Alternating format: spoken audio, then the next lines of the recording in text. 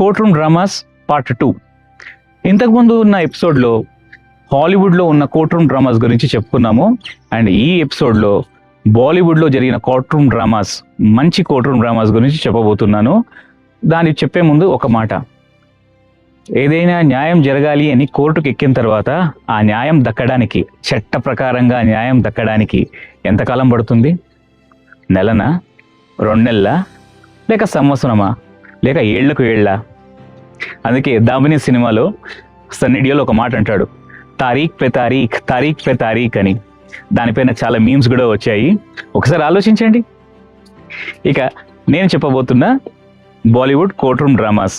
Number 1 Kanoon, number 2 वक्त, number 3 एक रुका हुआ फैसला, number 4 Damini, number 5 Meri Jung, number 6 Jolly LLB 1 2 3, number 7 oh my God 1 2, number 8 pink, number 9 section 375, number 10 Mulk, number 11 Shahid, number 12 Sirf Ek Banda Hi Kaafi high.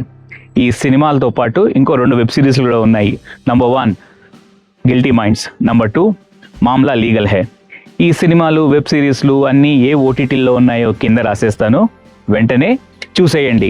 Tariq pay తారీఖ్ అని వాయిదాలు మాత్రం వేయకండి, ఈ పేజ్ని వెంటనే ఫాలో చేసేయండి. ఎందుకంటే పార్ట్ 3 అంటే తెలుగు కోర్ట్ రూమ్ డ్రామాస్ గురించి చెప్పబోతున్నాను, వెంటనే ఫాలో చేయండి.